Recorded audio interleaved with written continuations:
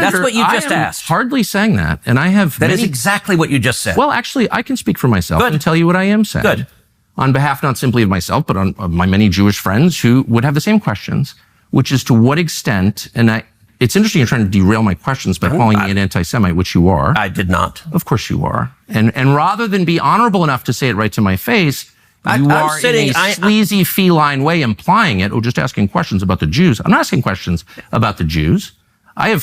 There's nothing to do with Jews or Judaism. It has to do with the foreign government. Isn't Israel controlling our foreign policy? That's not about the Jews. You said, I'm asking you. And by the way, you're the one that just called me, I think, a sleazy feline. So let's be clear. It's sleazy to imply that I'm an anti-Semite, which you just did. No, I just said, why is that the only question you're asking? You answer it. Give me another reason. If you're not an anti-Semite, give me another reason why the obsession is Israel.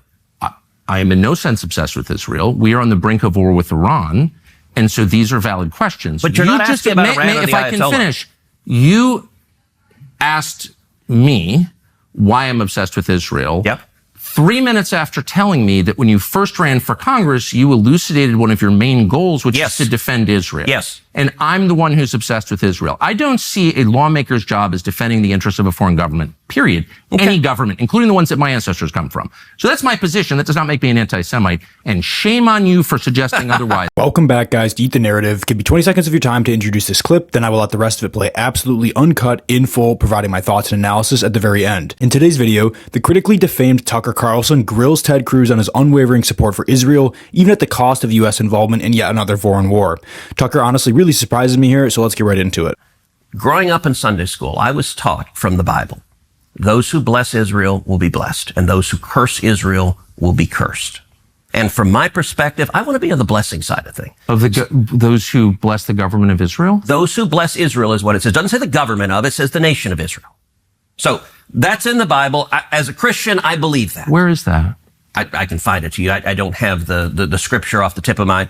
You pull out the phone and use the Google. It's in Genesis. But so you're quoting a Bible phrase. You don't have context for it. And you don't know where in the Bible it is, but that's like your theology. I'm confused.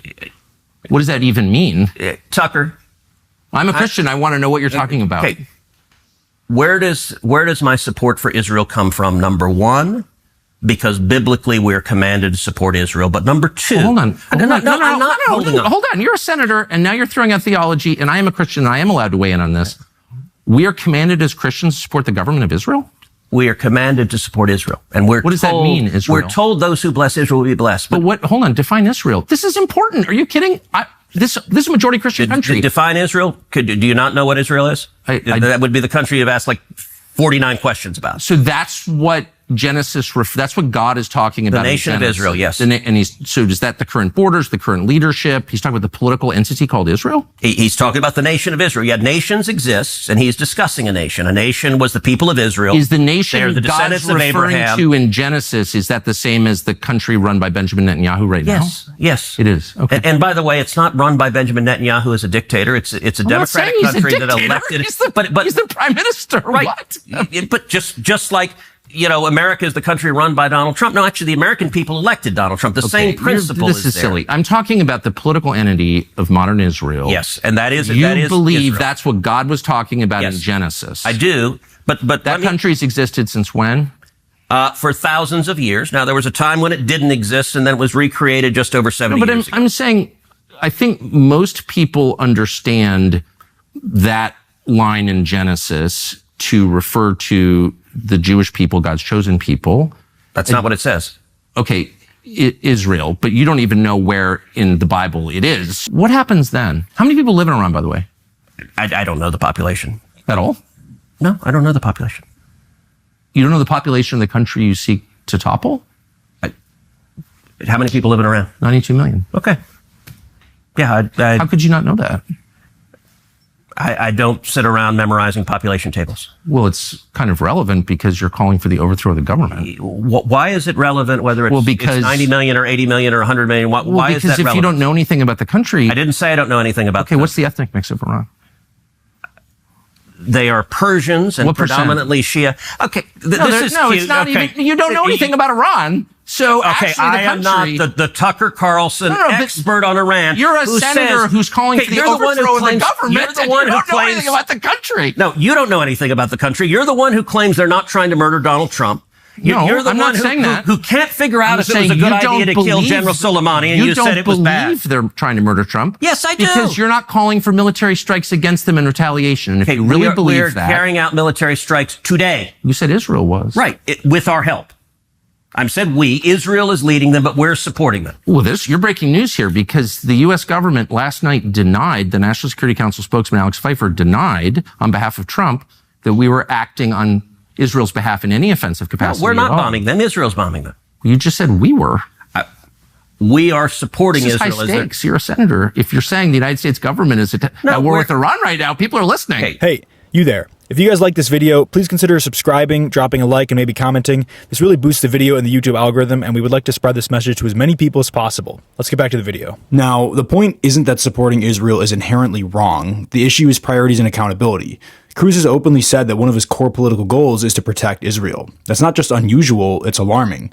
Imagine if a sitting U.S. senator ran on protecting France or China. The backlash would be immediate and vicious. But when it's Israel, especially within MAGA-aligned politics, that sort of allegiance gets a pass. Carlson, to his credit here, challenges the contradiction. How can someone posture as America first while centering foreign policy around a different nation's interests? What makes Carlson's line of questioning notable is that it exposes the taboo surrounding criticism of Israel's government. In the U.S., questioning Israeli policy often triggers accusations of anti-Semitism, a conflation that shields the government from scrutiny. Carlson asks, does defending Israel, especially to the point of justifying war, actually serve American interests? That question should be fair game in any democracy. Opposing a foreign government's policy is not the same as hating its people. We don't accuse critics of France or England of ethnic hatred, so why the exception? Cruz leans heavily into biblical justifications, which introduces an even more dangerous layer, theology driving foreign policy and American politics.